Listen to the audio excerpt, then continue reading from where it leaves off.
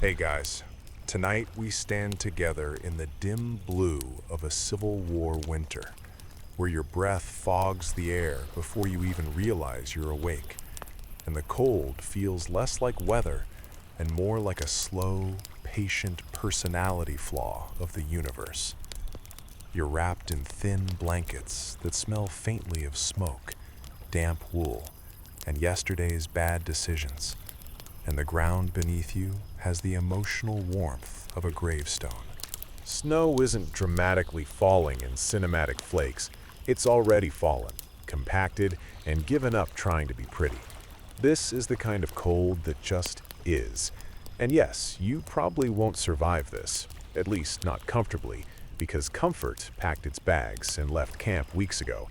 So before you get comfortable, take a moment to like the video and subscribe, but only if you genuinely enjoy what I do here. And while you're settling in, drop a comment with your location and local time. Somewhere out there, another human is also trying to fall asleep while thinking about 19th century hypothermia. Now, dim the lights, maybe turn on a fan for that soft background hum, and let's ease into tonight's journey together. You wake as a Civil War soldier does in winter, not refreshed, not alert, but vaguely surprised that you're still here. The cold doesn't shock you anymore. It greets you like an old coworker who never smiles. Winter camps aren't dramatic battlefields.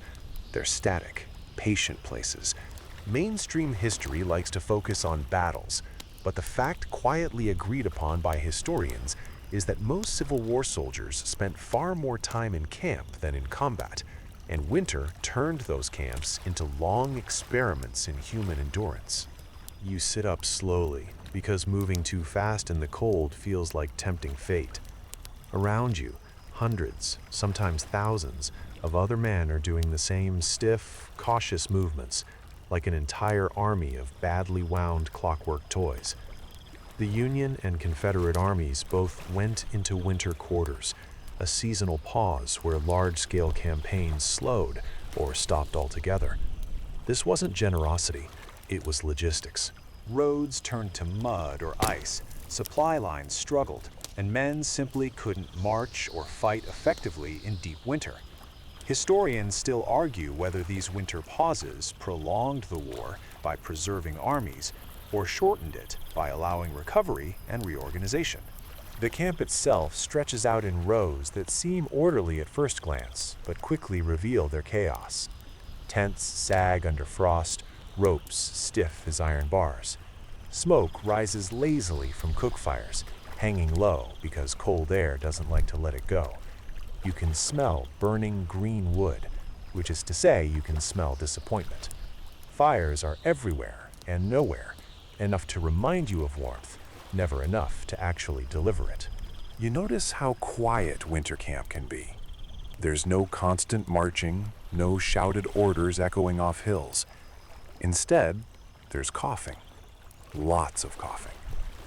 The cold doesn't attack dramatically. It waits. It settles into your fingers first, then your toes, then your mood. You learn quickly that winter is not a single enemy, but a collection of small inconveniences that add up. Frost on your blanket, ice in your canteen, boots that refuse to dry, socks that feel damp even when they're technically frozen. A mainstream fact worth lingering on is that winters like those of 1861-62 and 1863-64 were among the coldest in decades in parts of the eastern United States. Rivers froze solid enough to support wagons. Snowdrifts buried fences. Soldiers rode home complaining less about bullets and more about ice. One Union soldier famously described winter camp as a school of patience, which is a polite way of saying it was miserable, but socially unacceptable to scream about it. You shift your weight and feel the ground beneath you, hard as fired clay. Sleeping on frozen earth is a special experience. The cold seeps upward, slowly, persistently, like it's trying to read your thoughts. Straw, pine boughs, or whatever else you've scrounged helps a little, But heat has a way of leaving the body at night, no matter how clever you feel at dusk. 3 hours ago, you were sure your setup was genius. Now you're reconsidering your life choices. Here's a quirky tidbit soldiers passed around camp. Some swore that sleeping with a brick heated by the fire and wrapped in cloth could keep you warm all night. Others claimed it cooled too quickly to bother with, or worse, burned holes in blankets already hanging on by a thread. Historians still argue whether such improvised heat tricks actually made a measurable difference, or simply gave soldiers a comforting sense of control in a situation where control was otherwise non-existent. As daylight creeps in, you notice the landscape itself seems exhausted. Trees stand bare and judgmental. Snow shows every footprint, every trip to the latrine, carefully preserved like a historical record no one asked for. You pull your coat tighter, aware that wool helps, but only so much. The cold slips through seams, buttons, and optimism alike. Winter camp forces you into routines, because routines generate the illusion of warmth. Reveille still sounds, roll calls still happen. You stand there shivering, counting heads, while officers pretend not to notice that everyone's nose is the same alarming shade of red. Discipline matters more in winter, not less. Armies learned quickly that boredom plus cold plus idle time produce desertion and despair at impressive speeds. You begin to understand that enduring winter isn't about heroics. It's about not making things worse. Don't get wet. Don't sit still too long. Don't skip meals. Don't pretend you're tougher than you are, because the cold doesn't care about your self-image. This quiet lesson repeats itself daily until it sinks into your bones. Another mainstream reality settles in. Armies that wintered well tended to fight better in spring. Well-built camps, adequate shelter, and reliable supply lines translated directly into military effectiveness later on. This is why commanders obsessed over winter quarters, sometimes more than their men appreciated. You might curse the paperwork and inspections now, but future you, slightly warmer, slightly healthier, benefits from them. You glance across camp and realize that everyone is enduring this together. There's a strange comfort and shared misery. Jokes are softer, slower, more sarcastic.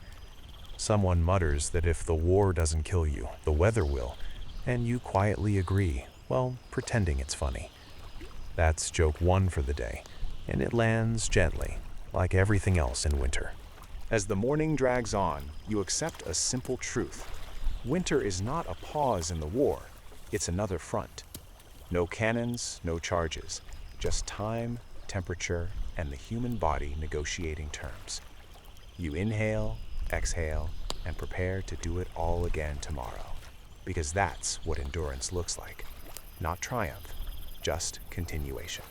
You stand and feel your uniform come alive in the cold, every stiff seam reminding you that clothing is now a survival system, not a fashion choice. Wool scratches your neck, cotton clings where it shouldn't, and leather creaks like it's complaining about the weather too. This is what you have between your body and winter is not impressed. You tug at your coat, already aware that it's doing its best, while quietly failing at the edges. Civil War uniforms look handsome in illustrations, but up close, in January, they're mostly a series of compromises. A mainstream historical fact soldiers quickly learned is that standard issue uniforms were designed more for durability and cost than for insulation. Wool was common because it retained some warmth when wet, which sounds comforting until you realize some warmth is doing a lot of heavy lifting in that sentence. Cotton shirts underneath absorb moisture and then refuse to let it go, turning you into a walking, shivering sponge. You flex your fingers and notice how gloves are either missing, mismatched, or worn so thin they feel decorative. Official issue gloves existed, but supply rarely matched need. You end up with whatever you can scrounge: civilian mittens sent from home, fingerless gloves traded from another unit, or nothing at all. You learn quickly that keeping hands warm is less about comfort and more about function. Cold fingers fumble buttons, drop tools, and make simple tasks feel like advanced puzzles designed by a malicious committee. Boots deserve their own quiet moment of reflection. Army-issued brogans are sturdy, but not insulated, and they leak in ways that feel personal. You stuff them with straw, paper, or spare cloth, hoping to trap heat and maybe your dignity. Sometimes it works. Sometimes you just end up with wet straw, which is less a solution and more a metaphor. This is joke one. You've accidentally invented the world's least effective foot spa. Historians still argue whether the uniform shortages were primarily due to industrial limitations or bureaucratic chaos. But from where you're standing, toes numb and slightly offended, the distinction feels academic. What matters is that winter exposes every weakness in cloth and planning. Northern factories could produce more uniforms, but distribution lacked. Southern armies struggled with raw materials altogether, leading to creative and desperate solutions. You notice the differences immediately. Union soldiers often have more consistent uniforms, dyed blues that fade to a dull gray by winter's end. Confederate soldiers wear a patchwork of grays, browns, and civilian clothes that tell stories of supply shortages without saying a word. A quirky tidbit floats through camp gossip. Some Confederate units wore captured Union coats turned inside out to hide the blue, a move that was practical, sneaky, and deeply uncomfortable if the lining was already worn thin. Layers become your personal science experiment. Shirt, vest, jacket, coat, each one adds warmth but steals mobility. You feel bulkier, slower, like a human onion with diminishing returns. Taking layers off feels risky. Putting more on feels hopeful. You strike a balance that changes hourly, depending on wind, activity, and how much regret you're willing to tolerate. The cold has a way of sneaking in through places you didn't think about. Buttons conduct cold straight into your chest. Metal belt buckles feel like they're actively plotting against you. Even your cartridge box, resting against your hip, becomes a cold sink, draining warmth while politely holding your ammunition. You consider wrapping it in cloth, then remember you also need to access it quickly, because war is nothing if not inconveniently timed. You hear stories, always stories, about better clothing somewhere else. Someone swears a regiment up north got fur-lined coats. Someone else insists there are wool socks so thick they stand up on their own. These rumors circulate like warmth itself, rarely seen, intensely desired, and often exaggerated. This is joke two. You begin to suspect the real purpose of these stories is to keep hope alive, not feet warm. Letters from home sometimes bring salvation in the form of scarves, mittens, or knitted socks. You treat these items like sacred objects. They smell faintly of home, soap, or whatever your family uses to keep moths away, and that smell alone feels warmer than any fire. Soldiers wrote endlessly about socks, praising them with a sincerity usually reserved for religious experiences.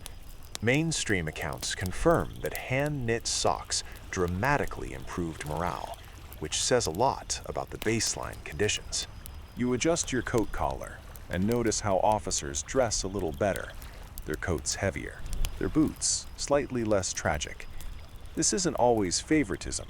Sometimes it's personal money, sometimes connections, but it creates a visible gradient of warmth. You try not to resent it.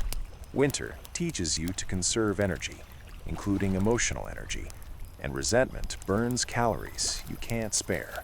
Another quirky practice makes its way into your routine: stuffing newspapers or extra cloth between layers to trap air. It works, sort of, until sweat turns paper into pulp and your torso into a soggy archive.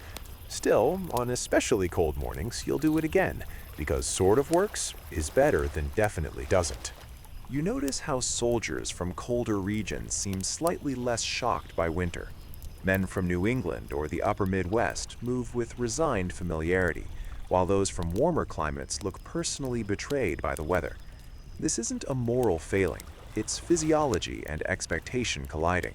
Historians still argue whether regional acclimatization truly affected survival rates, but diaries make it clear that perception played a huge role in how soldiers coped. By late afternoon, your uniform carries the day's history. Smoke clings to it. Frost melts and refreezes along hems. Mud hardens into a crust that adds weight with every step. You've worn this same set of clothes for days, maybe weeks, and the idea of a full change feels almost fictional, like dragons or a good night's sleep. You end the day doing small maintenance rituals, drying socks near the fire, brushing mud from your coat, checking seams for new failures. Clothing care becomes self-care by proxy. Keep the wool intact, and maybe you stay intact too. This is joke 3. Congratulations, you're now emotionally invested in laundry in a way that would deeply confuse your pre-war self. As you settle back down, wrapped in layers that feel both protective and insufficient, you understand something important. Winter survival isn't about having perfect gear. It's about constantly adjusting imperfect gear to meet an unforgiving reality. You lie back, uniform rustling softly, and let the cold settle into its usual places, already planning tomorrow's small improvements. You look around camp and realize that clothing alone isn't going to save you. Wool helps, boots help a little, but winter laughs at individual effort. What really stands between you and the cold now is shelter, whatever you can build, borrow, or lean against. You step into the role of amateur architect, lumberjack, and optimist, all at once. Tents are the starting point, not the solution. Canvas tents go up quickly, which is their main advantage, but they trap cold air with impressive efficiency.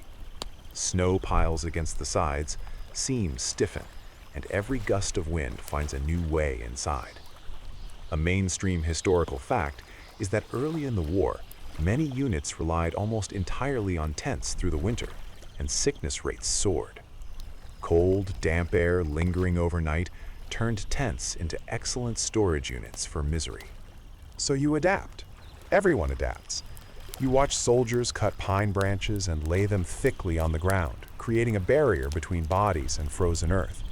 Others dig shallow pits inside tents, lowering the sleeping area to reduce drafts. Someone figures out how to rig a tiny fireplace made of mud and sticks, vented to a hole cut in the canvas. This works until the smoke doesn't vent, at which point you invent a new problem, tent-based suffocation. Eventually, real winter huts appear.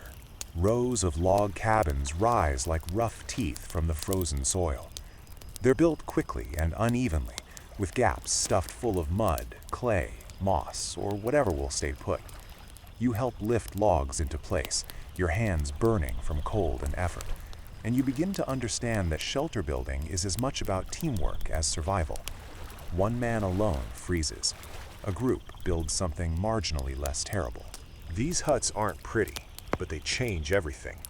A fireplace at one end, bunks stacked along the walls, maybe a crude table if ambition runs high. Mainstream accounts agree that soldiers housed in log huts fared significantly better during winter than those stuck in tents. Heat stays in longer.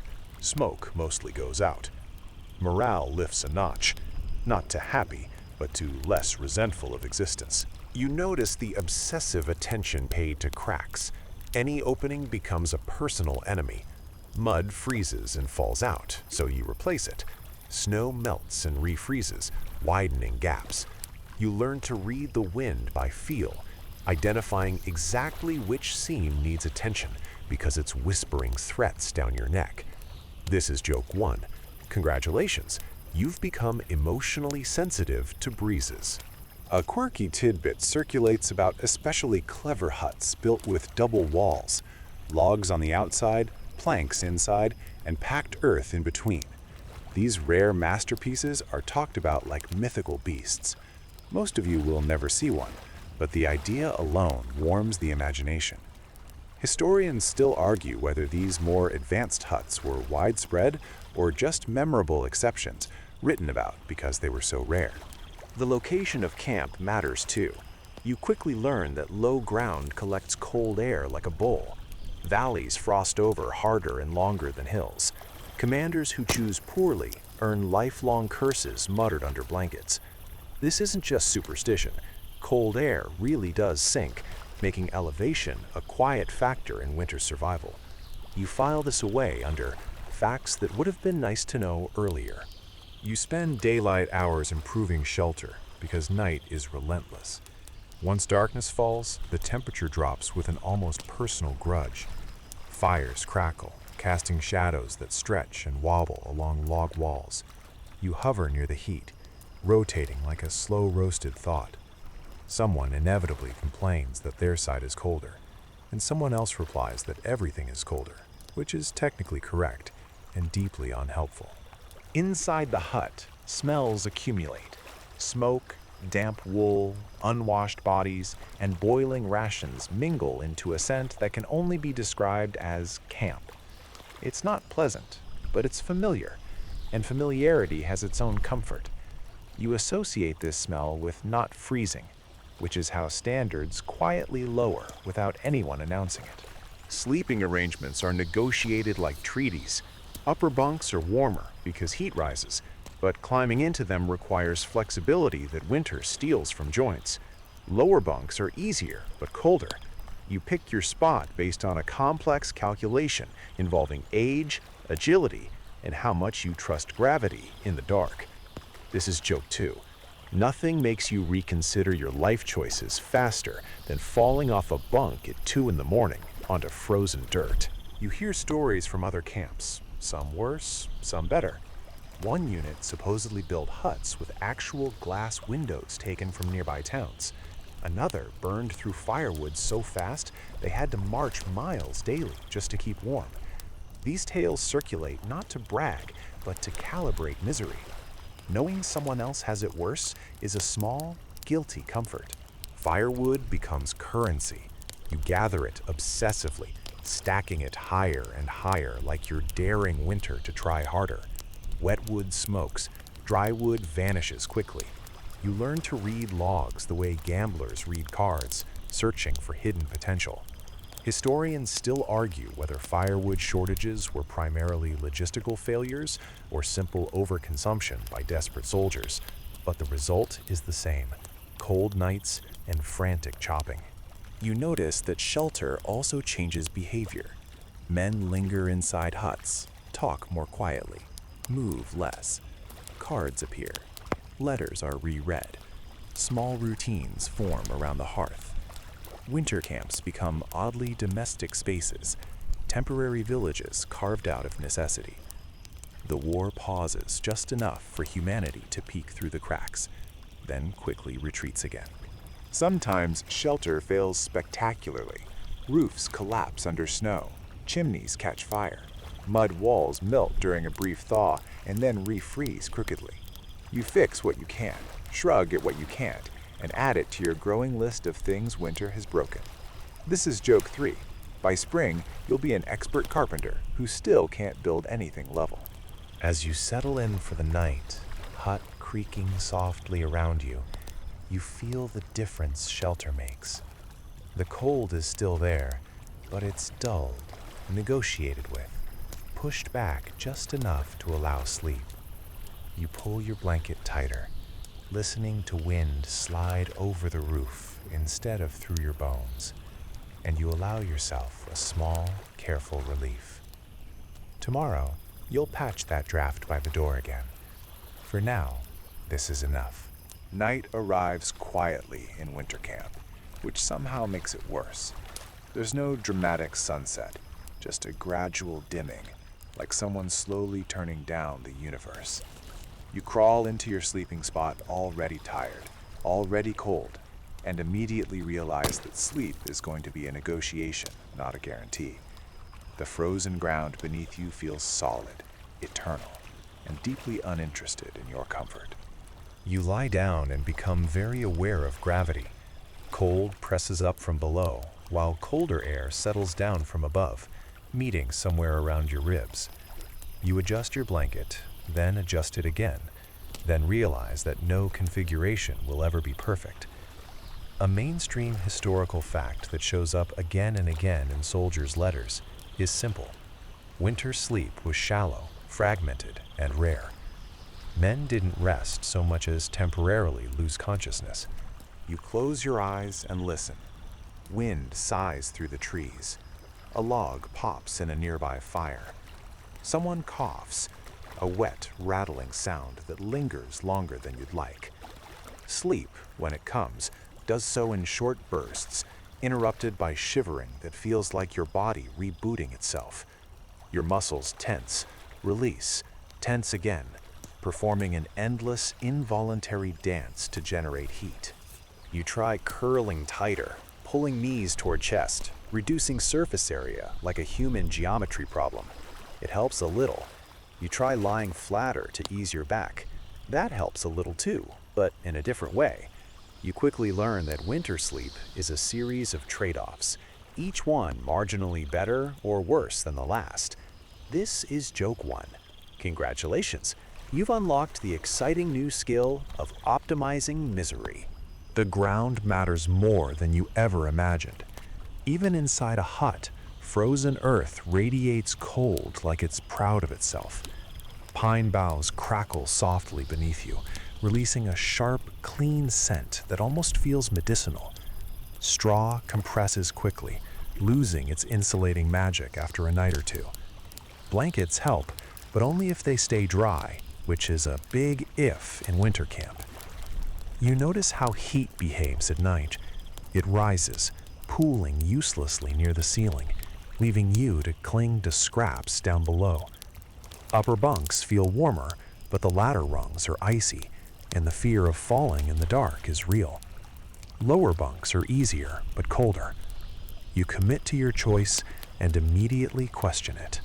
A quirky practice makes its rounds, sleeping 2 to a bunk or even 3 to share body heat. It's practical, efficient, and deeply awkward. Personal space becomes a luxury item no one can afford. Historians still argue whether shared sleeping arrangements significantly reduced cold-related illness, but diaries suggest they definitely reduced loneliness, even if they increased snoring. You drift off briefly and wake with a start, unsure why. Your nose is cold. Your breath has formed frost on the edge of your blanket.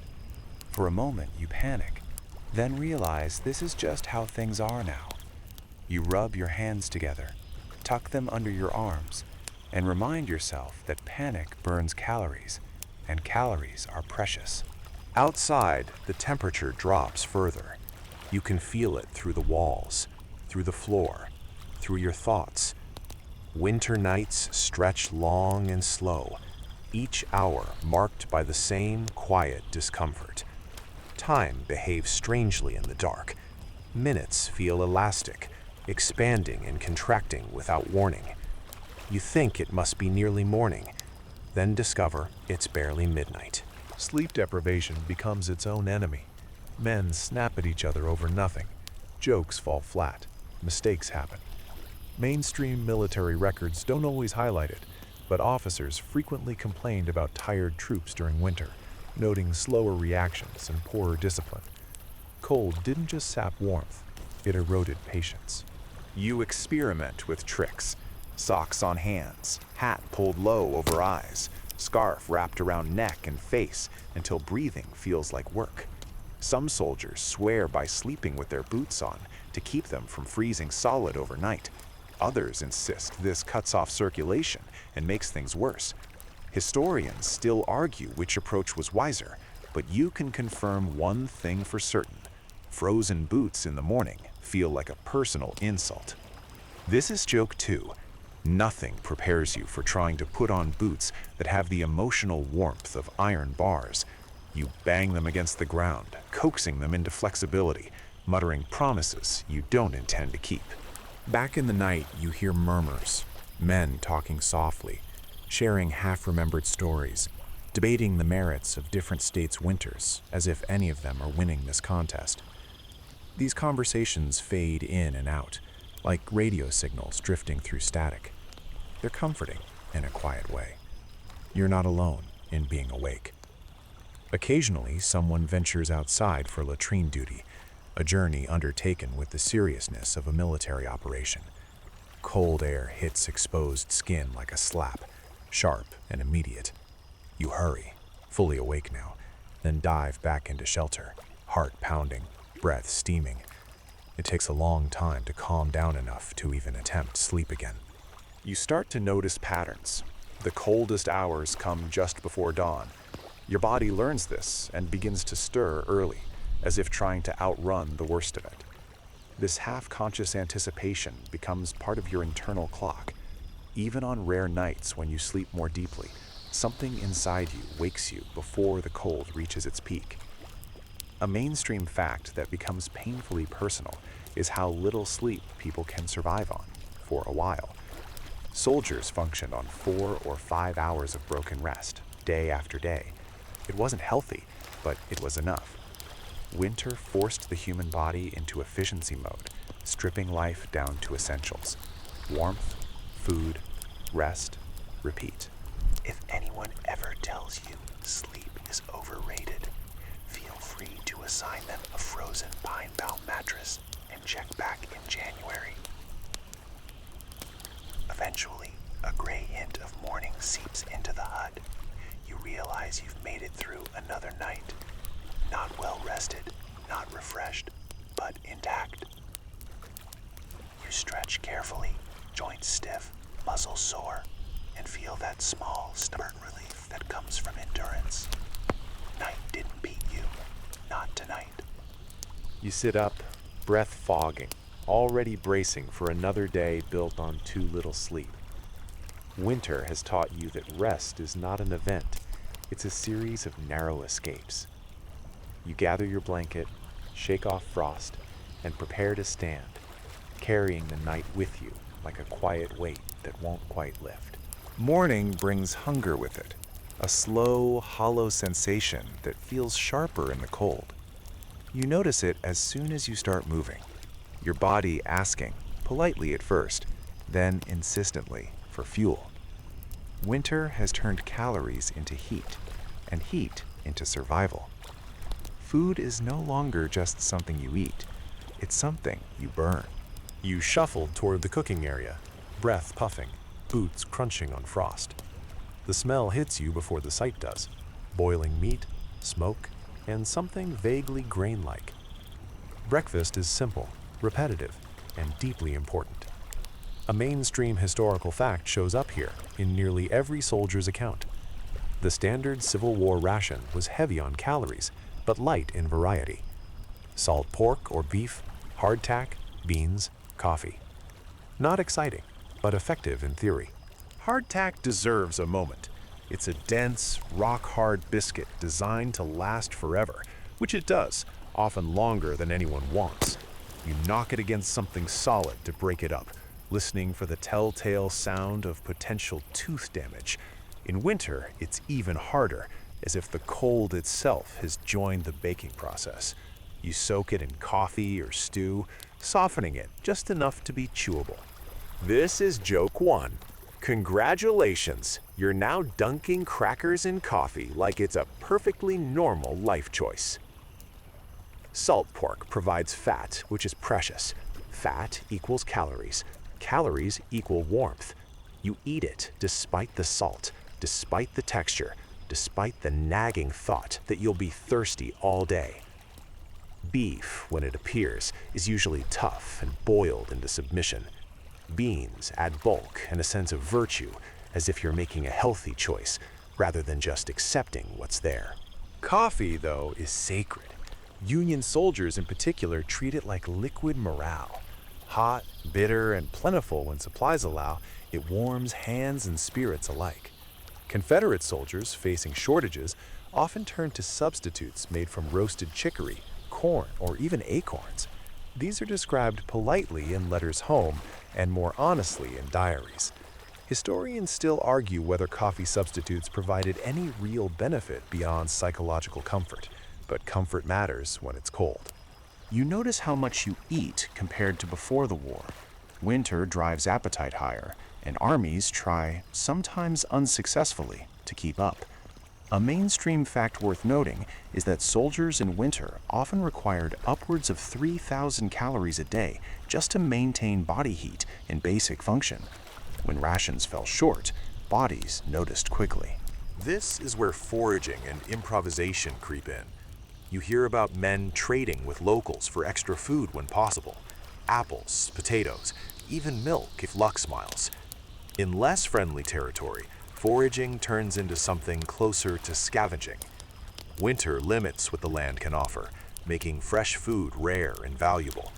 A quirky tidbit circulates about soldiers roasting frozen apples found in abandoned orchards, eating them gratefully despite their mushy texture.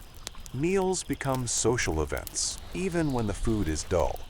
You sit close to others, sharing heat, swapping complaints, comparing who got the larger piece of pork, as if it matters deeply.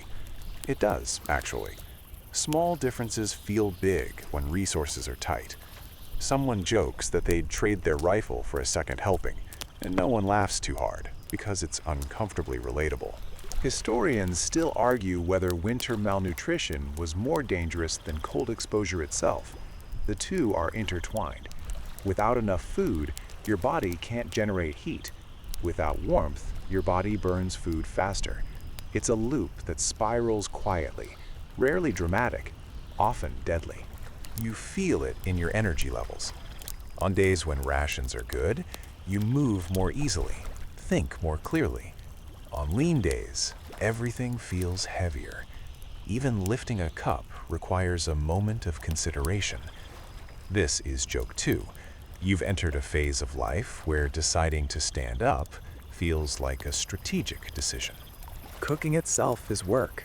Fires must be tended, pots watched, water hauled, often from partially frozen streams. You break ice, dip canteens, and curse quietly as water numbs your fingers instantly. Hot meals are worth the effort, though. Eating warm food feels like charging an internal battery that's been blinking red since November. You also learn to eat before bed when possible. A full stomach helps you sleep warmer, or at least shiver less. This becomes common wisdom in camp, passed along without ceremony. Someone calls it putting another log on the inside fire, which sticks because it's accurate and a little poetic. Food shortages hit different units differently. Union armies with better supply lines generally fare better, though even they experience disruptions.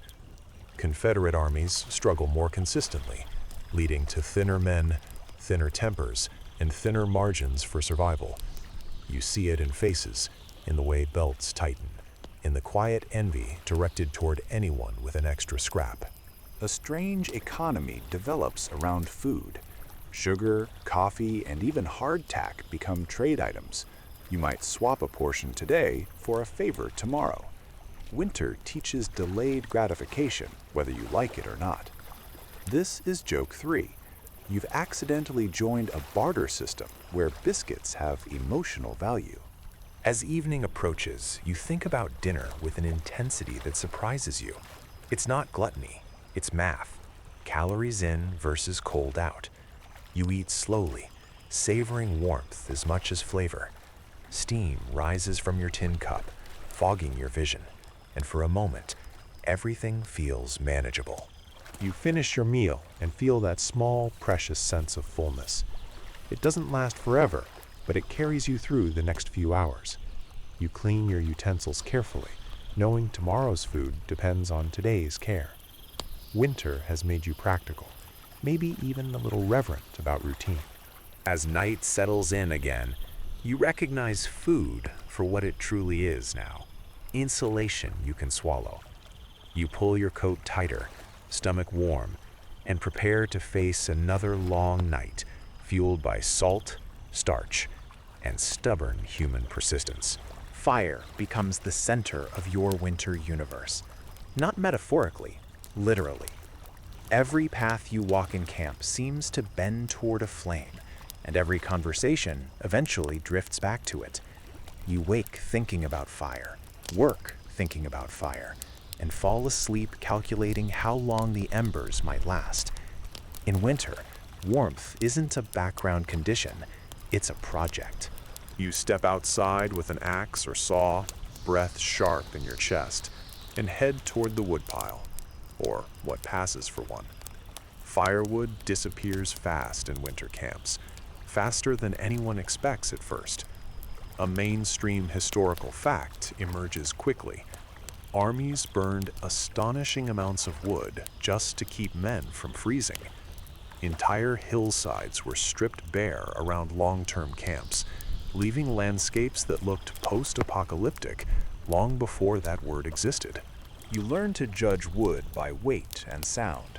Dry logs knock hollow, wet ones thud dully, already planning to smoke instead of burn. Green wood is a last resort, producing more frustration than heat. Still, you take it, because any fire is better than no fire, and winter doesn't grade on quality. Gathering wood is work, and work warms you, temporarily. You swing, chop, haul, and feel heat bloom in your muscles, only to vanish the moment you stop. Sweat becomes a threat. Damp clothes steal heat faster than the fire can replace it. You pace yourself, opening your coat just enough to vent, closing it again before the chill bites. This balancing act becomes second nature, a constant negotiation between effort and exposure. Back at the fire, smoke curls upward, stinging eyes and clinging to hair and clothes. You don't mind. Smoke means warmth is happening somewhere nearby. Fires are social magnets. Men gather around them, holding hands out, rotating slowly like cautious rotisserie chickens. This is joke one. If you ever wondered what you'd look like as a slow-moving kebab, winter camp answers that question. Fire isn't just for warmth, it's for cooking, drying clothes, and mental health. Wet socks steam gently near the flames, releasing smells that suggest they may have had lives of their own before this. You watch carefully, knowing that one inattentive moment can turn a sock into a cautionary tale. Burned clothing is worse than wet clothing, and both are worse than theoretical clothing. Historians still argue about the efficiency of Civil War campfires. Some suggest centralized fires conserved fuel. Others point to the psychological necessity of personal hearths. From your perspective, a shared fire is fine until your hands go numb waiting your turn. Then, individual fires seem like a brilliant idea, regardless of the wood cost. You hear stories of firewood details marching miles each day just to keep camps supplied. These are long, cold slogs through stripped countryside, where every fallen branch has already been claimed. The further you go, the heavier the load feels on the way back. Still, the sight of stacked wood near camp brings real relief. Wood equals heat. Heat equals survival. A quirky tidbit circulates about soldiers who supposedly slept with small fires burning all night inside their huts. Sometimes this worked, sometimes it didn't, ending in smoke inhalation or accidental fires. Officially, this practice is discouraged. Unofficially, you understand why men risk it. Historians still argue whether the dangers outweighed the benefits, but winter has a way of making risk feel reasonable. Inside the hut, the fire crackles, casting moving shadows that make the walls feel alive. You feed it carefully, spacing logs to stretch the supply. You learn the art of banking a fire, covering coals with ash to make them last longer. There's quiet pride in waking to find embers still glowing, like you've beaten time itself by a few hours. Firewood becomes a topic of endless debate. How much to burn now versus save for later? Whether to burn hotter for comfort or cooler for longevity. Someone always burns too much. Someone always complains. This is joke 2. Congratulations, you're now part of a group that can argue passionately about sticks. You also notice how fire changes the mood. Around the flames, men talk more freely. Stories flow, complaints soften, laughter appears, unexpected and brief. The fire doesn't solve problems, but it makes them feel smaller. This is not trivial. In winter, morale can drop as fast as temperature, and fire pushes back against both. Smoke, however, has its downsides. Eyes water, lungs protest. You cough, and so does everyone else. Long-term camps develop a constant haze, a low-level fog of wood smoke that never fully clears. Mainstream medical reports from the period note increased respiratory issues in winter camps, partly attributed to smoke exposure, layered on top of cold and illness. You learn where to sit. Too close and you roast one side while freezing the other. Too far and the warmth barely reaches you. There's a sweet spot, narrow and coveted. You guard it with subtle shifts and strategic log placement. This is joke 3. You've become territorial about dirt near a fire, and you're not proud of it. As evening deepens, you perform the nightly ritual of fire preparation. Extra logs within reach, ashes banked just right, sparks tamped down. You listen to the wind outside and adjust accordingly. Fire becomes less of an object and more of a relationship, something you tend, read, and respond to. Eventually, you step back, satisfied.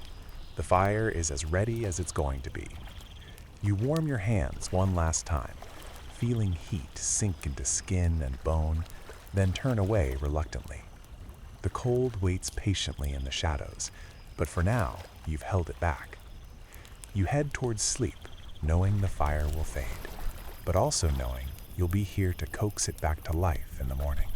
You feel the cold settle deeper now, no longer just on your skin, but inside your joints, as if winter has learned your name and started knocking, politely, then not so politely, on every bone you own. This is the part no one romanticizes, not the brave charges or stirring speeches, but the slow, administrative suffering of illness and frostbite, where the enemy is quiet and smells faintly of damp wool and unwashed socks. You wake up stiff, you go to sleep stiffer, and in between, you try not to think too hard about how your toes feel suspiciously numb. Cold-related illness becomes an everyday presence. Pneumonia, bronchitis, and dysentery circulate through camp with far more enthusiasm than news from home. One mainstream historical fact quietly looms over your routine. During the Civil War, disease killed far more soldiers than combat, and winter made that imbalance even worse. Crowded camps, weakened immune systems, and constant exposure to damp cold turn minor sniffles into life-altering events. You don't need a dramatic battlefield wound when a cough will do the job just fine. Historians still argue whether poor sanitation or constant exposure played the larger role. But standing here, shivering, you suspect the answer is yes.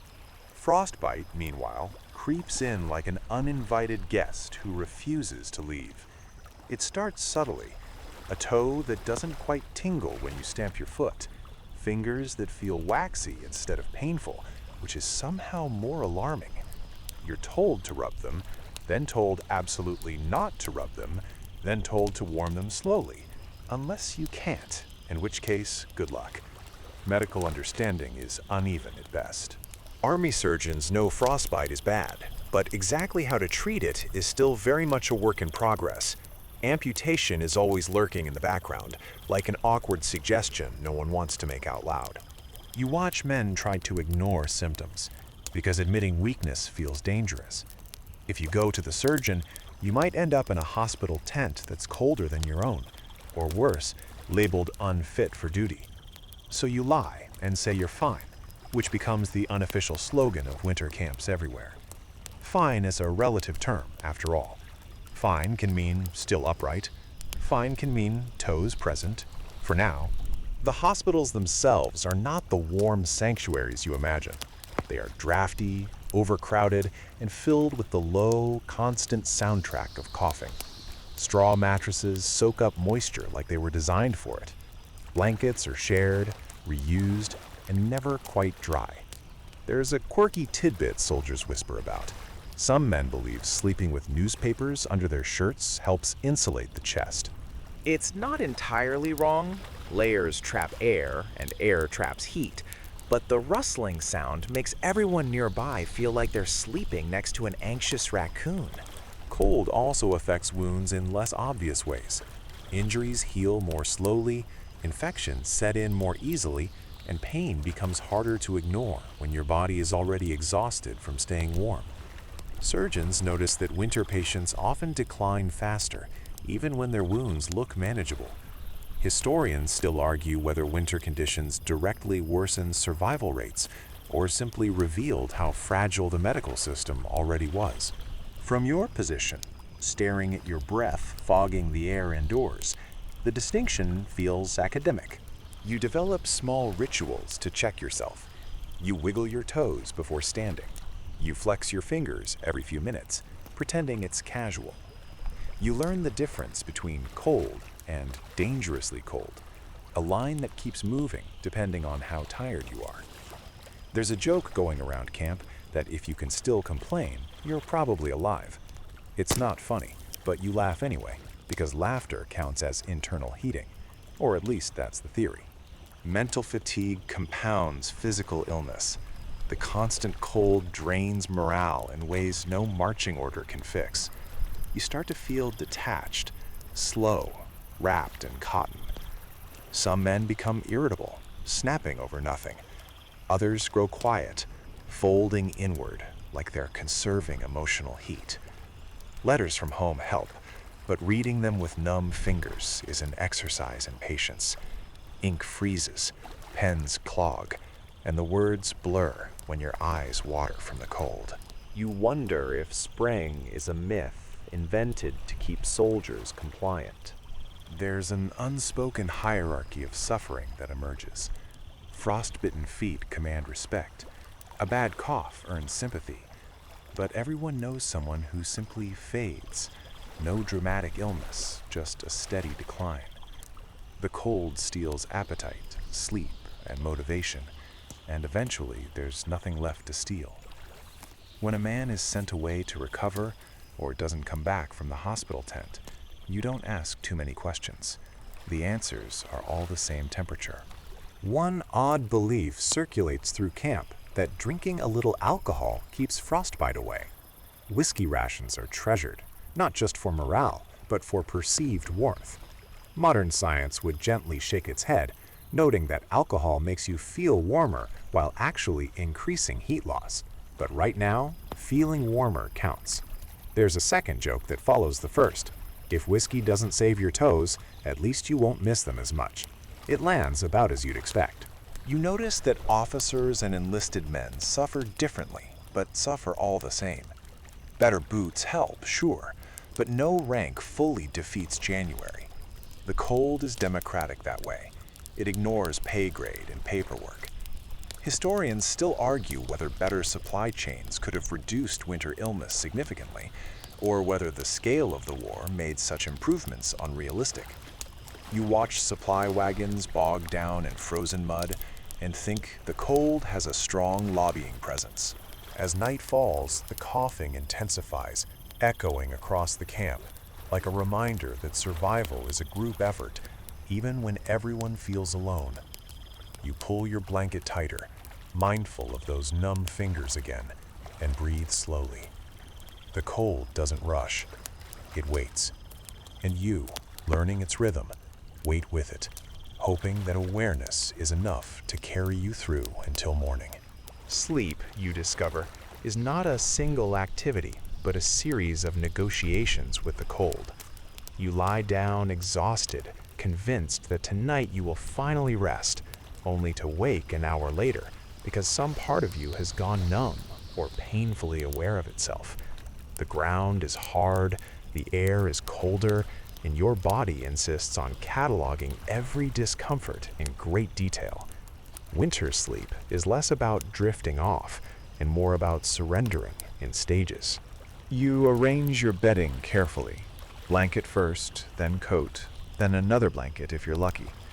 Straw beneath you crunches softly, doing its best impression of insulation. One mainstream historical fact becomes obvious very quickly. Civil War soldiers slept on the ground far more often than in tents or huts, especially while on the move, and the frozen earth steals heat relentlessly. You can feel it leaching upward, undoing all your careful layering from below. You experiment with positions. On your side, knees tucked up for warmth. On your back, arms crossed tightly over your chest. You try pulling your hat down over your eyes, then up again when your breath makes the fabric damp. Moisture is the enemy here. Dampness turns cold from an inconvenience into a strategy. You learn to breathe slightly away from your blankets, a small adjustment that feels absurdly important at 3 in the morning. Around you, the camp settles into its nighttime soundtrack.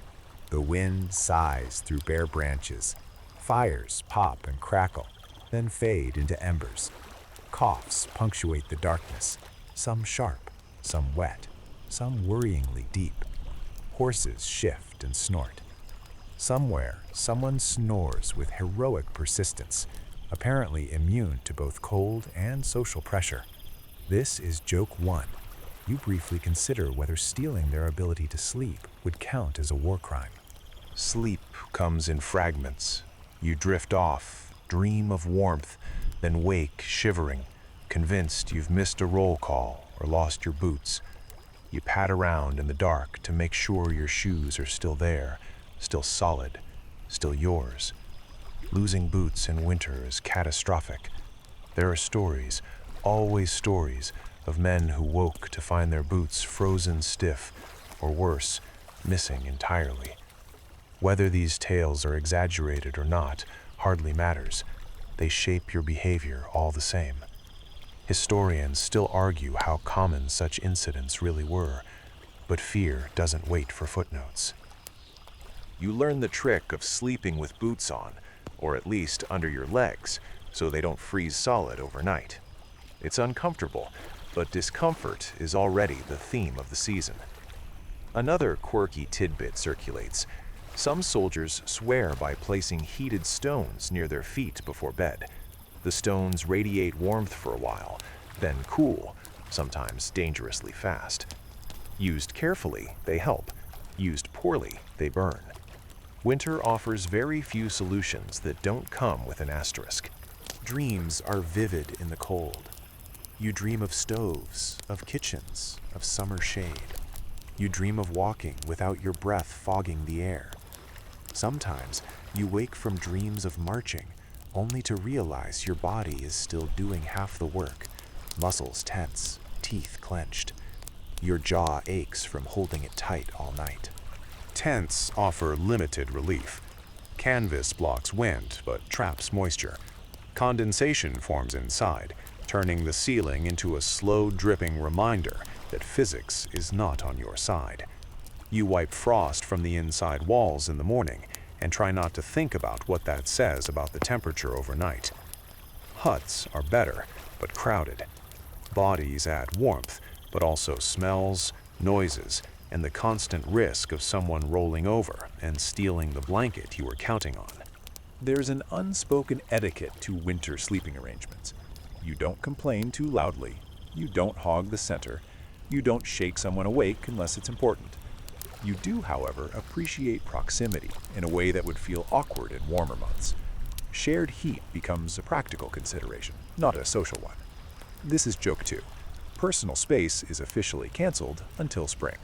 Sleep deprivation accumulates quietly. You don't notice it all at once, but days blur together. Reaction times slow. Small tasks feel heavier. Officers note an increase in mistakes during winter months, missed signals, sloppy drills. Historians still argue whether cold-induced fatigue significantly affected military outcomes. But standing here, bleary-eyed, you suspect it didn't help. You try mental tricks to fall asleep, counting breaths, replaying familiar memories, imagining fireplaces from home. You tell yourself stories without endings, letting them trail off into nothing. Occasionally it works. More often you simply rest with your eyes closed, conserving energy, accepting that rest doesn't always look like sleep. Morning arrives reluctantly.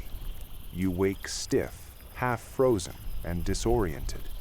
For a moment, you don't know where you are. Then the cold reintroduces itself, and everything comes rushing back. You sit up slowly, joints protesting, and feel the night release its grip inch by inch. Surviving winter sleep isn't about comfort, it's about persistence. You didn't sleep well, but you slept enough. And in this season, enough is a victory. You learn quickly that winter does not feel the same to everyone, even when the thermometer insists otherwise.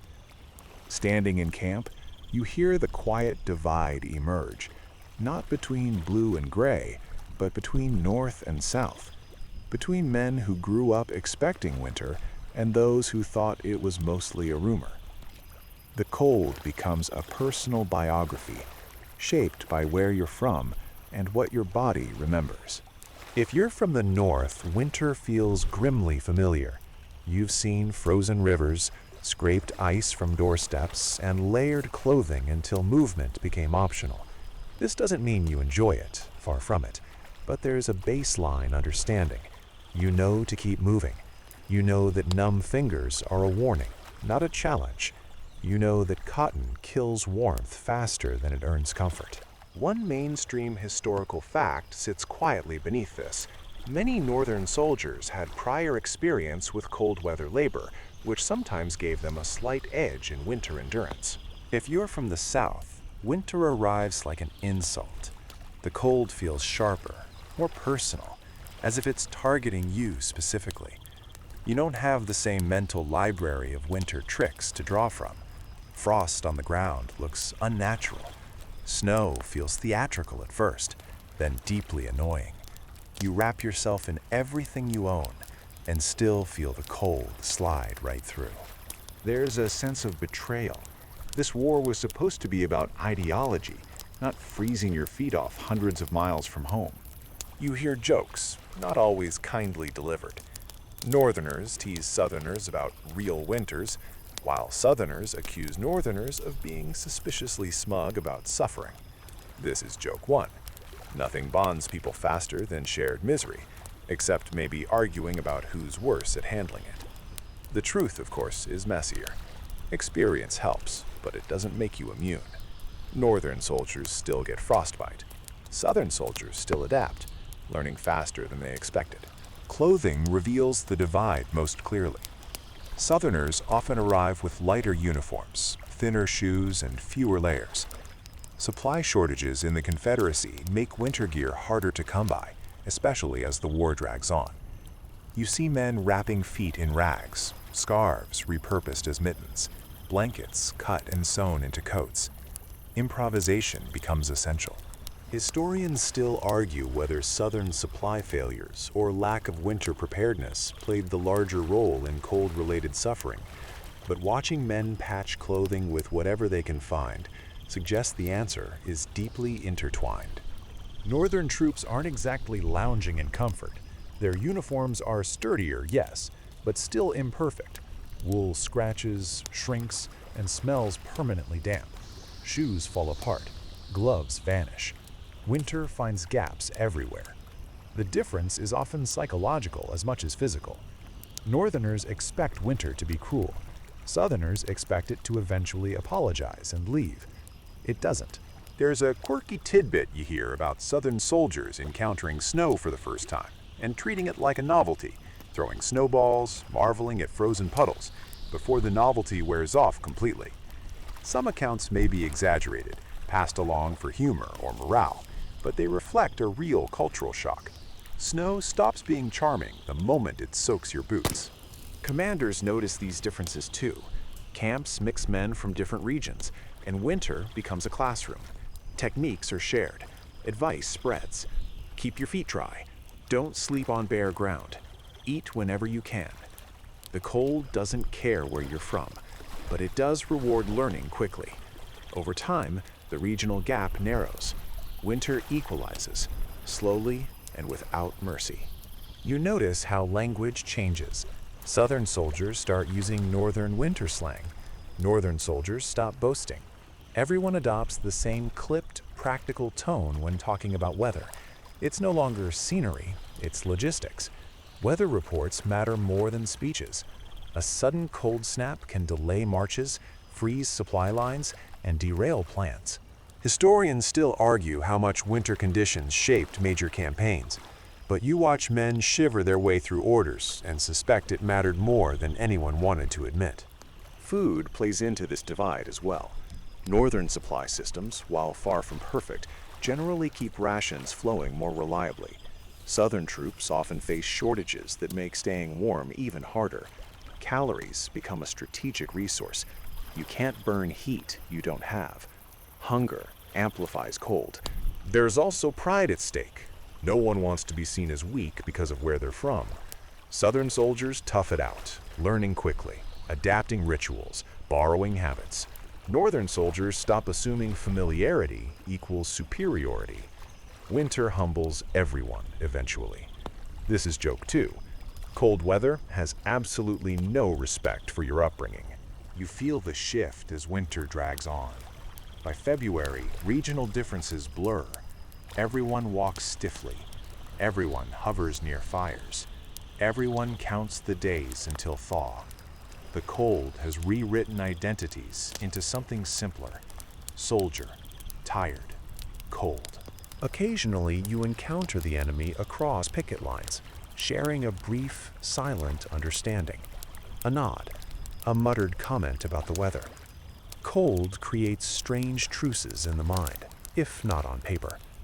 Historians still argue how often such moments occurred, but even rare instances speak to a shared human response to suffering. As winter presses on, you realize the biggest shock wasn't the temperature itself. It was how quickly expectations had to change, how fast pride gave way to practicality. Whether you came from Maine or Mississippi, winter demanded the same thing: adapt or be ground down slowly. You pull your coat tighter, feeling less like a northerner or southerner now, and more like someone who understands exactly how cold a night can be. Movement becomes a matter of survival now. Every step you take through frozen camp is a negotiation with ice, mud, and deep exhaustion.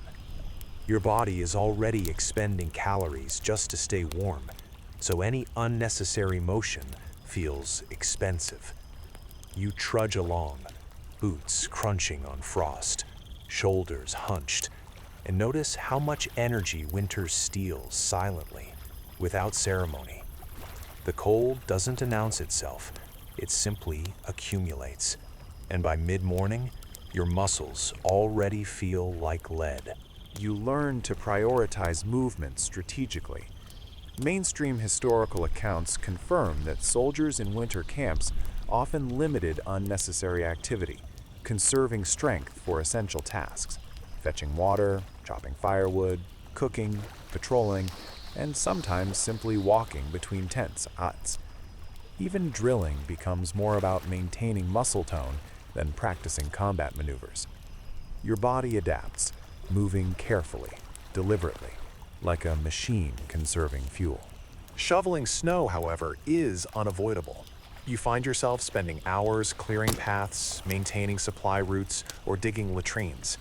Each shovel of icy, heavy snow saps energy and chills your fingers through gloves that are already damp. You begin to understand the ancient truth. Labor warms you, but not evenly, and it comes with hidden costs. Overexertion can lead to sweat freezing against your skin, which is exactly the opposite of what you want. Historians still argue how best soldiers balanced exertion and rest in sub-zero conditions, but experience teaches that misjudgment has immediate consequences. Marching is another ordeal entirely. Even a short walk feels endless. The snow crunches beneath boots, shifting unpredictably. Ice hides underfoot, waiting to surprise you with a sudden, humiliating slip. You have to watch where you step, mind the load on your back, and remind yourself constantly to breathe steadily. The cold air is sharp, biting into lungs with every inhalation, and your breath fogs visibly in front of you. There's a quirky tidbit. Some men, desperate for traction, shove straw, pine needles, or even scrap cloth under boots, turning each step into a precarious science experiment in improvised winter engineering.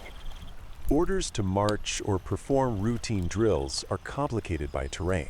Frozen rivers, slick roads, and uneven snowdrifts turn every step into a calculated risk. You learn to walk lightly, testing the ground ahead before committing your weight. Fellow soldiers teach each other subtle shifts in balance, the rhythm of cautious steps, and ways to minimize slips. This shared knowledge circulates like currency. It keeps people upright, if not particularly comfortable. This is joke one. You suddenly realize that winter has turned every soldier into a reluctant ballet dancer. Exercise in winter is paradoxical.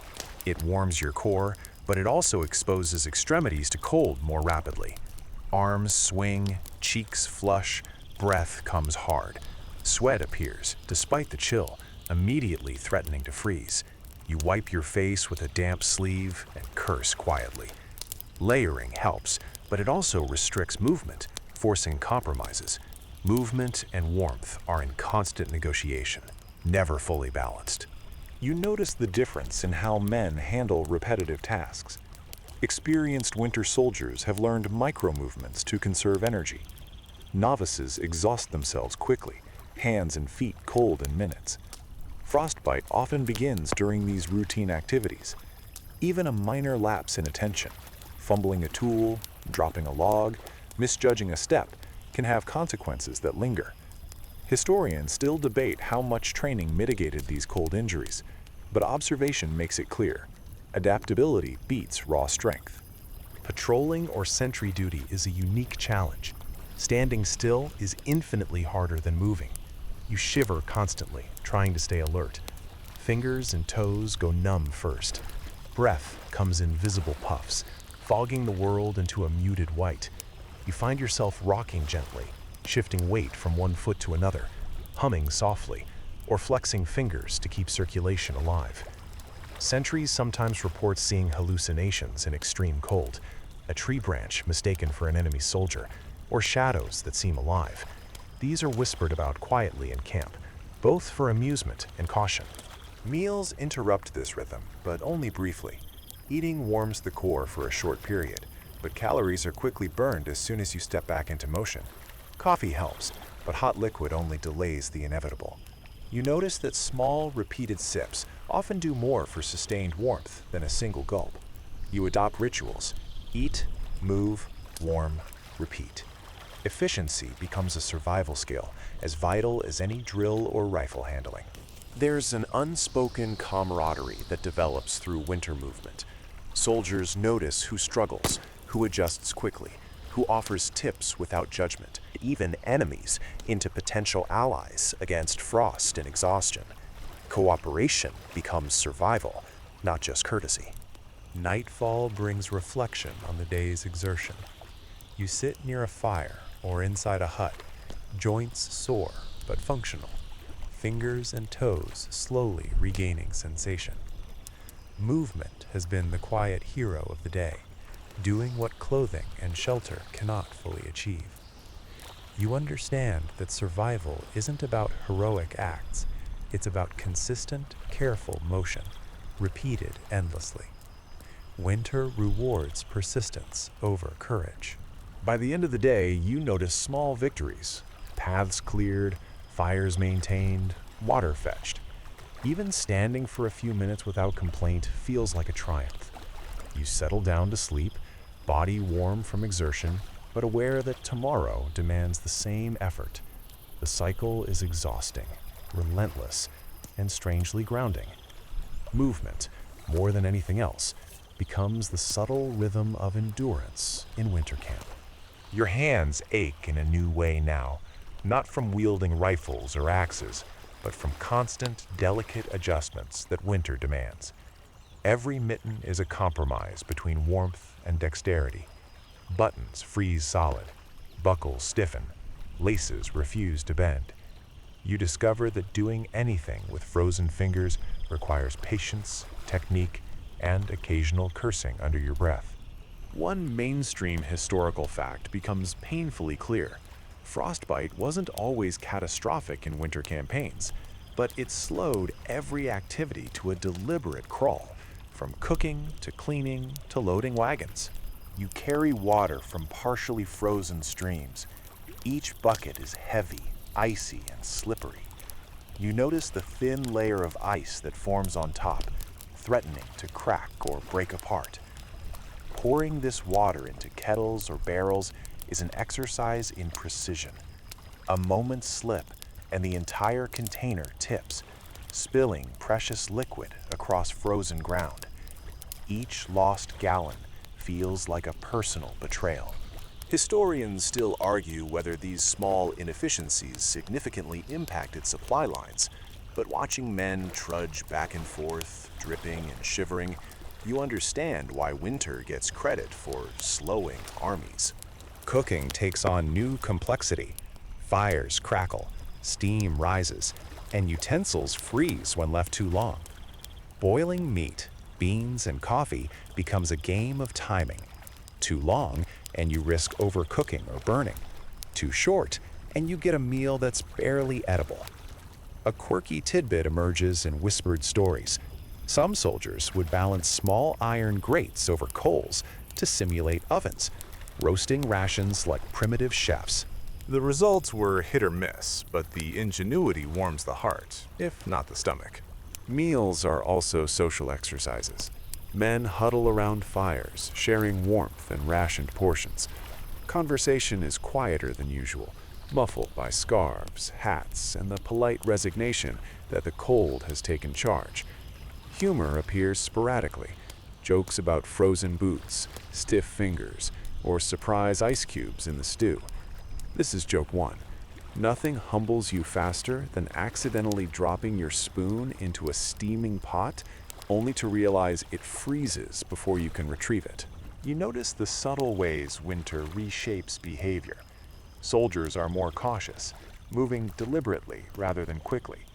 Tasks once taken for granted become full-scale projects. Even walking through camp requires calculation. Ice patches, hidden snowdrifts, and uneven ground are all potential hazards. You develop a rhythm, a choreography of movement that balances survival and efficiency. Each step, each reach, is weighed carefully. Mistakes carry consequences that are cold, literal, and immediate. Supplies are precious. Every scrap of firewood, every spoonful of sugar, every ounce of hardtack carries new meaning. Improvisation becomes routine. A broken boot is patched with cloth and twine. A leaky kettle is propped with mud. Blankets are layered and layered again, sometimes doubled as insulation on bunks or over exposed limbs. Historians still argue about how supply shortages affected winter survival, but watching men stretch resources creatively, you understand the practical significance. Illness continues its quiet campaign.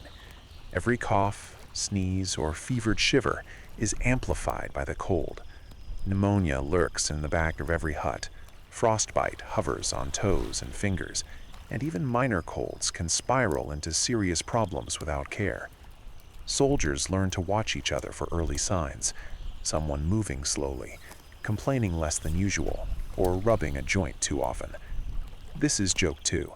You suddenly understand why tiny behavioral quirks become survival signals in winter camp.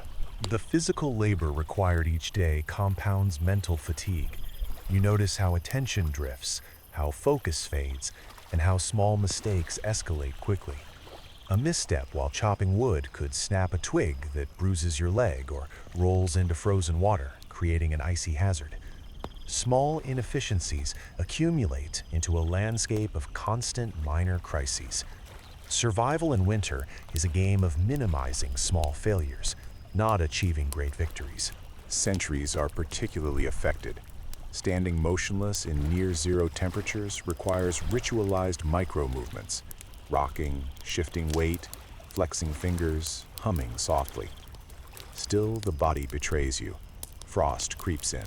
Muscles tighten. Breath freezes in eyelashes. You wake feeling half alive, half frozen, marveling at how long you've endured with only minimal complaint. Historians still debate how cold affected vigilance and security, but you understand the practical challenge firsthand. As night falls, fire regains its role as both practical and psychological anchor.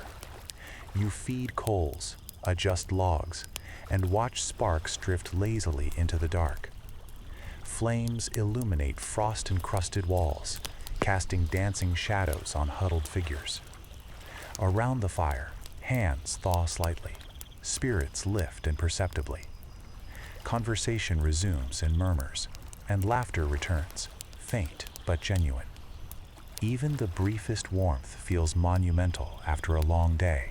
By the end of the day, exhaustion blends with accomplishment. Every task completed, water fetched, wood chopped, meals prepared, is a small triumph over relentless winter. Each minor success becomes a story in itself, repeated quietly among men in the hut, a testament to endurance, ingenuity, and stubborn human persistence. You curl into your bedding, aware that tomorrow will demand the same, but bolstered by the knowledge that you've survived today. The wind carries a new message now, one you recognize instantly, the deep, unrelenting bite of midwinter. You feel it first in your face, then in your hands, and finally creeping through the layers of your coat to your chest. Every gust reminds you that warmth is a fleeting privilege, not a guarantee. You pull your scarf higher, tuck your hat down, and move with purpose, knowing that hesitation here costs more than inconvenience. It costs energy, and energy is everything.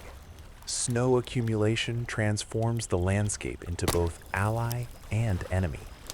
Paths are hidden, and every step becomes a negotiation with a shifting surface. Frozen rivers glint deceptively in sunlight, ice deceptively smooth over turbulent water.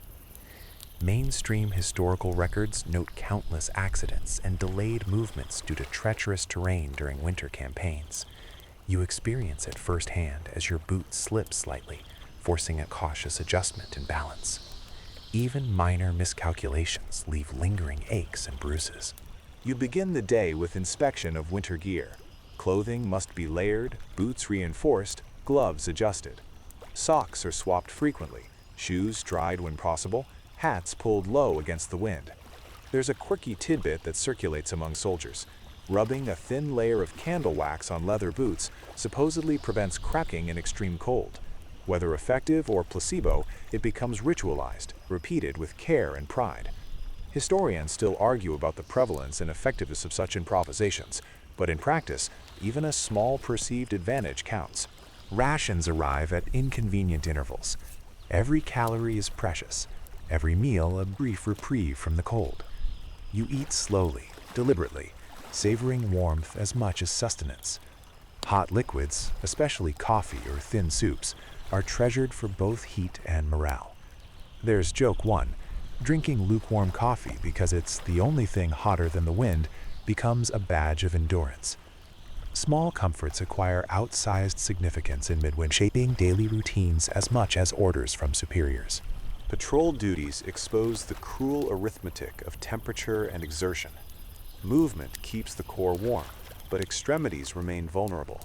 Fingers stiffen despite gloves, toes go numb despite layered socks. You adapt small movements to generate warmth, rocking slightly, clenching and releasing fists, marching on the balls of your feet. Frostbite awareness is constant. Even a fleeting lapse in attention can leave lasting consequences. Historical sources emphasize that many winter injuries resulted from routine, repeated exposure rather than sudden accidents, a reality you live daily. Ice and snow complicate logistics beyond personal survival. Wagons slip, supply lines stall, and officers must calculate not just distance, but terrain risk. You watch men adjusting loads, reinforcing wagon wheels with ingenuity and patience, improvising solutions with tools at hand. The cold transforms social interaction. Conversations are quieter, words muffled by scarves and hats, gestures minimized to conserve heat. Around the fire, murmurs dominate. Stories circulate in hushed tones, about home, about snow, about surviving previous winters. This is joke 2. You find yourself repeating tales of frostbitten toes as cautionary fables, each recitation slightly exaggerated for effect. Humor becomes a tool as vital as blankets or boots, a way to generate heat without burning calories. Clothing improvisation becomes second nature. Blankets double as wraps, scarves are pulled taut, gloves layered or spliced from rags. You see others reinforcing shoes with leather scraps or insulating hats with stray cloth. The ingenuity is both practical and communal. Advice is exchanged quietly, mistakes corrected discreetly. Historians still argue whether Northern troops had a material advantage, but observing men adapt regardless of origin, you realize human creativity is a crucial survival factor. Exercise and labor continue in tandem. Firewood must be gathered, water fetched, and duties maintained. Each movement demands calculation. Exertion warms, but risks sweat, which freezes. Stillness conserves energy, but chills the extremities. You adapt rhythmically, learning the subtle balance between work and conservation. Even small, repeated actions, stacking logs, stirring kettles, adjusting bedding, become micro-battles in the larger war against cold. Sleep preparation takes on renewed importance. After a day spent negotiating ice, snow, and labor, you arrange bedding meticulously. Layers are adjusted, clothing positioned, embers banked for heat. You learn to anticipate the coldest hours, arranging personal space and fire proximity accordingly.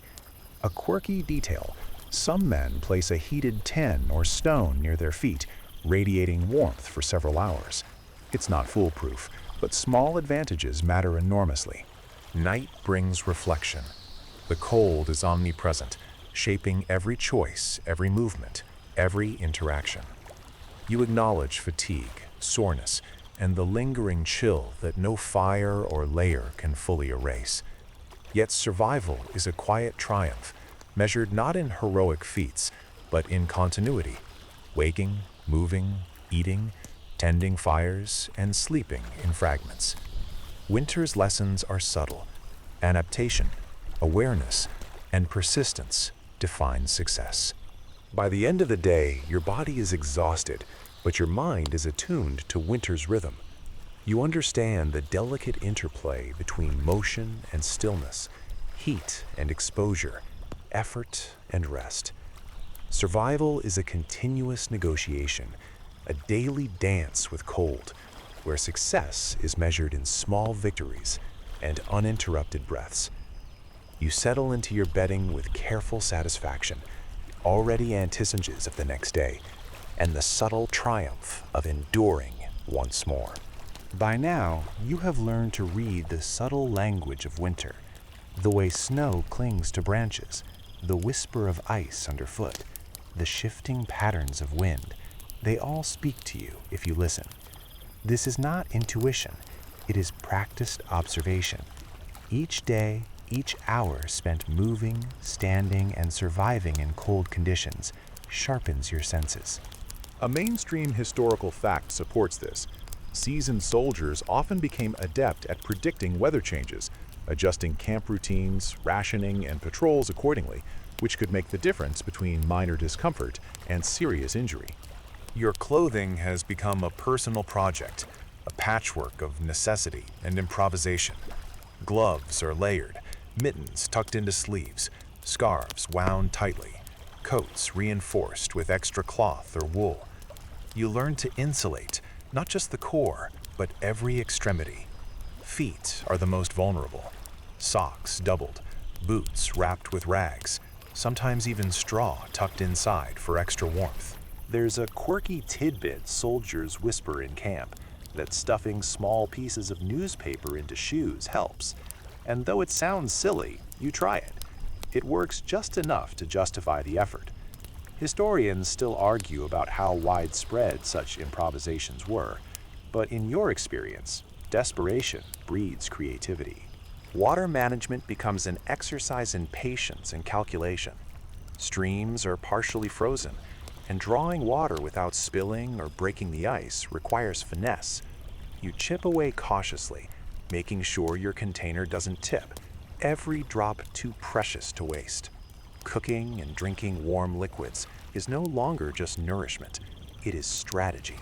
Every sip of coffee, every spoon of stew, is a mini victory over winter's draining effects.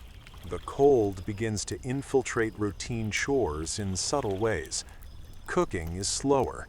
Stirring hot pots must be balanced with avoiding frostbitten hands.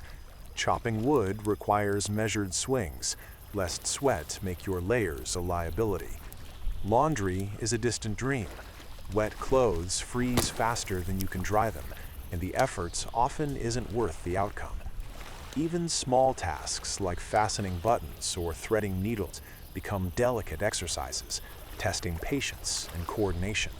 This is joke 1. You've become a master of using one finger per mitten to do nearly everything. Patrols and sentry duty remain relentless teachers. Standing still is far more punishing than moving. You rock gently, hum quietly, shift weight constantly, but your extremities betray you anyway. Fingers go numb first, then toes, then the ache that's almost pain but not quite.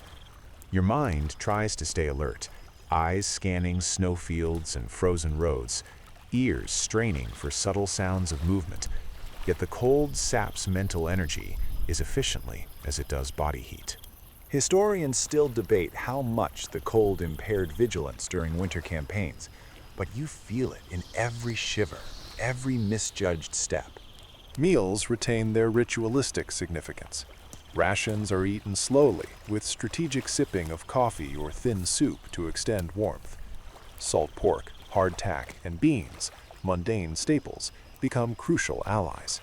Even minor variations in quantity or preparation affect morale and energy.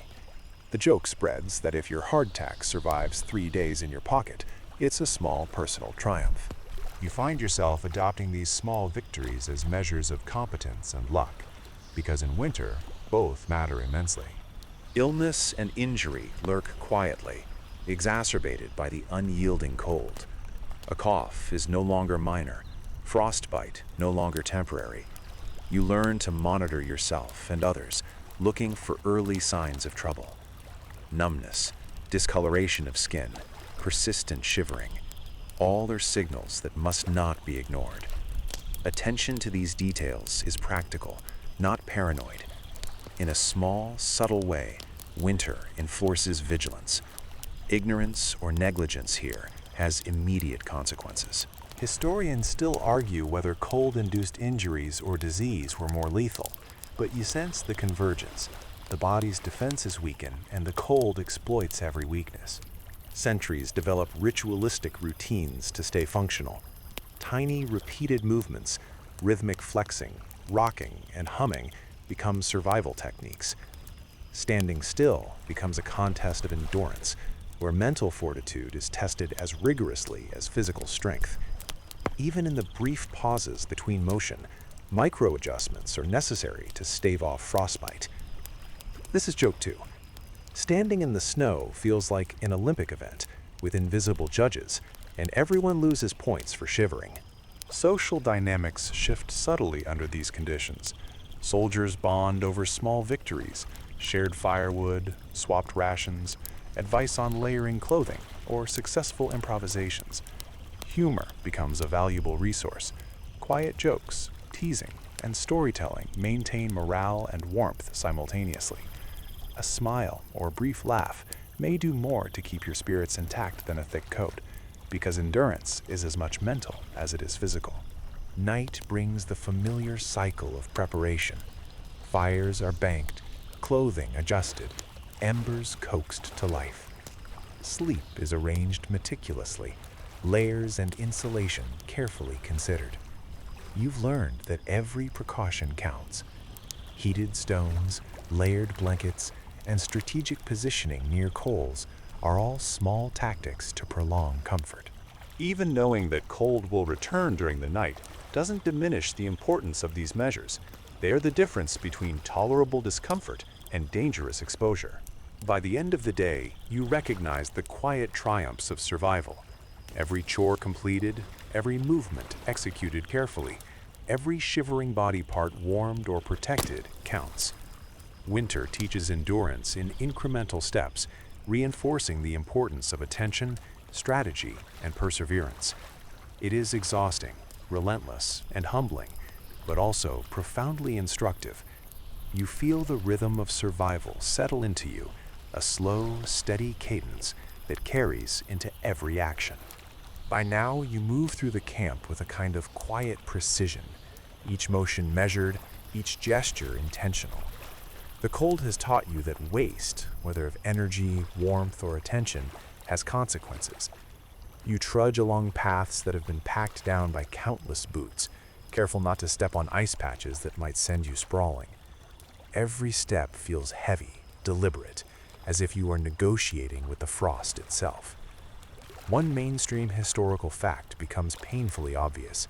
Soldiers who adapted their movements to winter conditions were far less likely to suffer frostbite or hypothermia, and often maintained their duties more effectively. The morning routine begins before the sun fully rises. You unwrap layers, check boots for moisture, and rub life back into your fingers and toes. Coffee is more than a drink. It's ritual, warmth, and strategy all at once.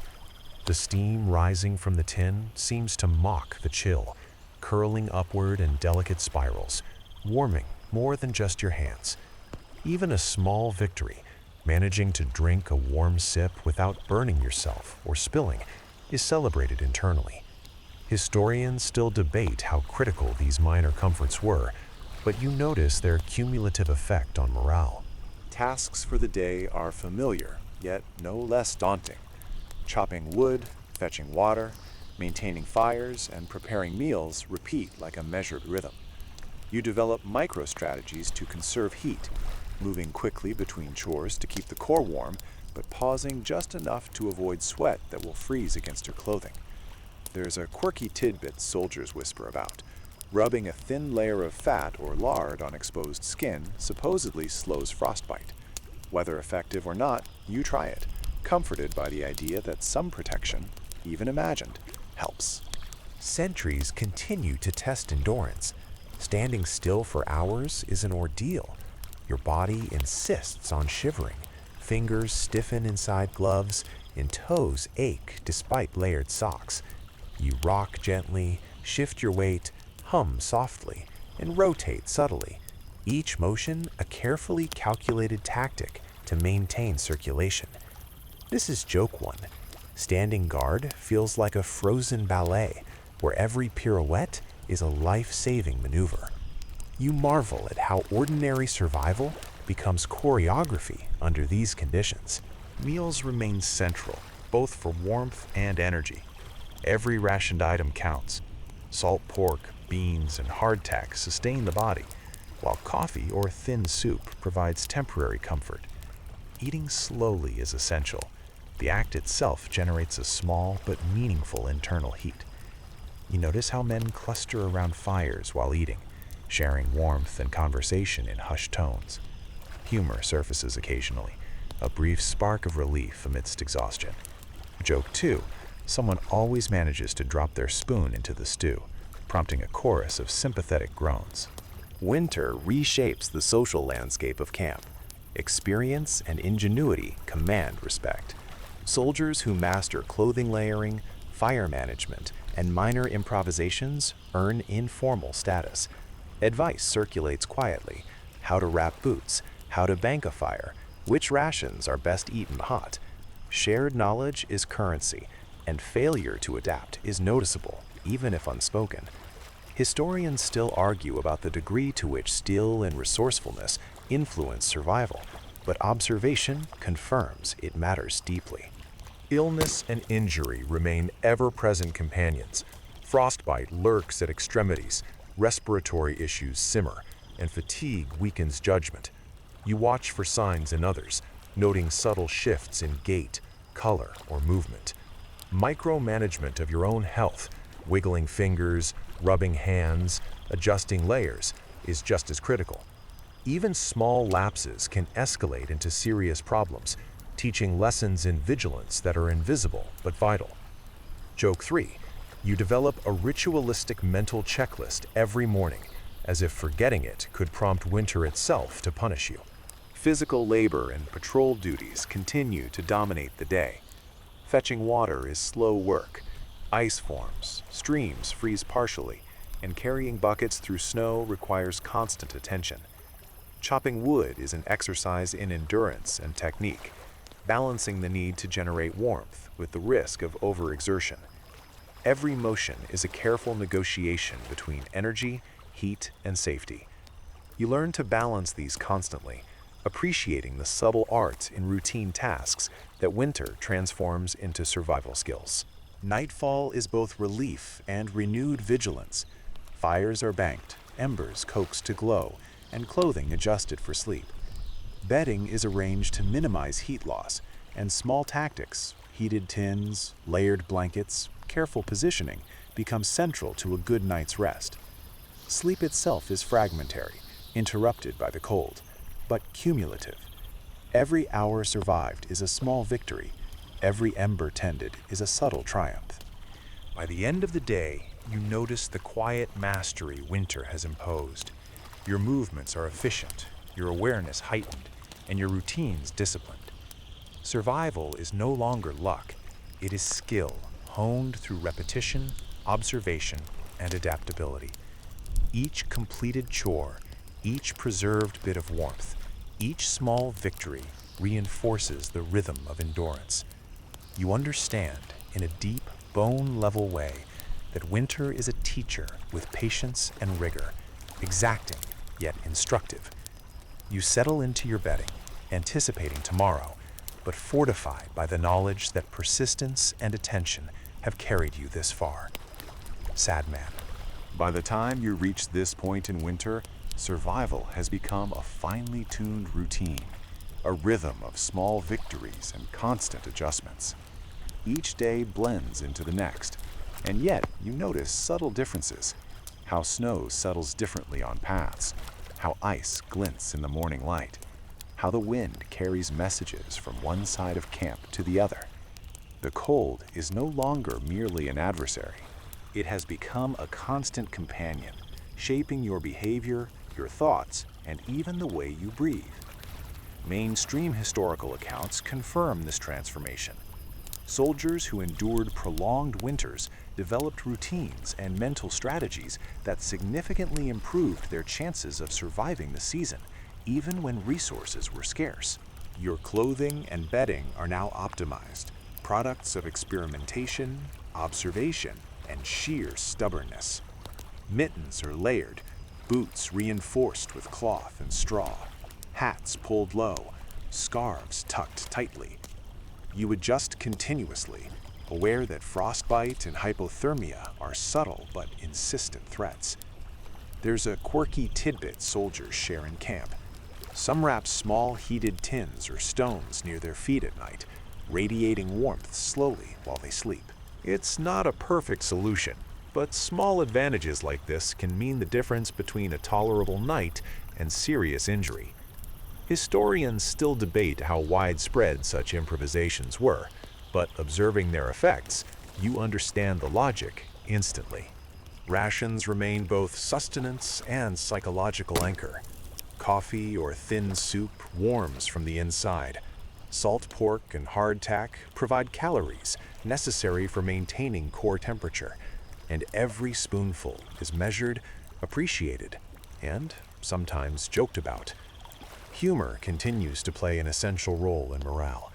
Quiet jokes about frozen boots, dropped utensils, or shivering comrades lighten the pervasive tension. Joke 1. You start laughing at yourself for measuring every sip of coffee as if it were a precious commodity, and you notice others doing exactly the same. Labor and movement are integrated into every waking hour. You fetch water carefully from partially frozen streams, chop firewood methodically to avoid sweat that will freeze against your layers, and manage daily chores with deliberate attention. Standing still is punished by the cold, so micro-movements, rocking, flexing fingers and toes, subtle shifting become survival techniques. Even the simplest tasks require a constant negotiation between warmth and efficiency. Historians still argue how much routine winter labor impacted overall troop effectiveness, but from your perspective, every action carries consequences. Sentries and patrols continue to test endurance. Long hours standing guard teach patience, rhythm, and mental fortitude. You hum quietly, flex fingers and toes, and shift weight strategically, all while scanning the snow-covered landscape for subtle signs of movement. Joke 2. You imagine yourself performing an elaborate winter ballet, pirouetting subtly to avoid frostbite, and share a private grin at the absurdity. These moments of levity are essential, keeping mind and body engaged when exhaustion threatens to dominate. Illness and injury remain ever-present concerns.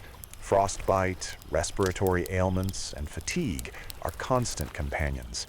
You monitor yourself and those around you carefully, noting subtle signs of trouble. Vigilance is a skill as vital as any physical adaptation. Even minor lapses, an overlooked wet sock, a mismanaged fire, a forgotten mitten, can have cascading consequences.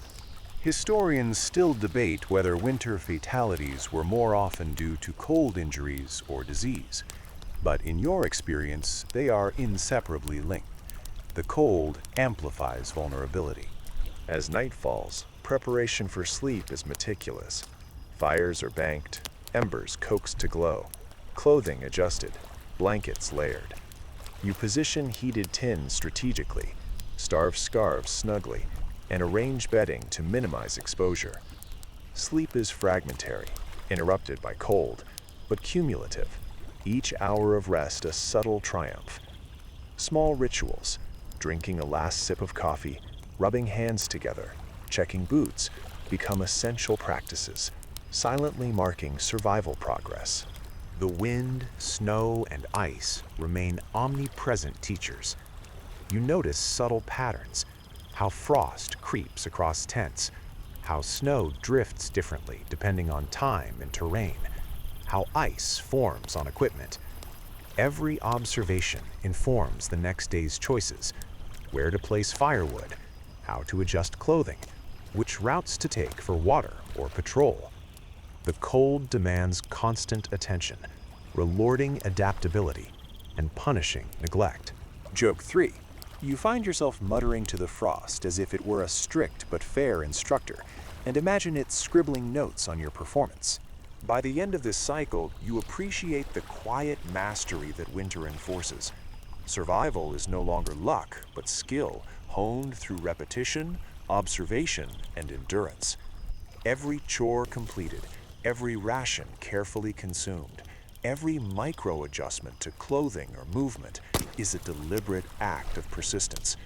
You feel the rhythm of winter, its demands, its subtleties, its harsh logic, settle deep into your muscles, your awareness, and even your breath.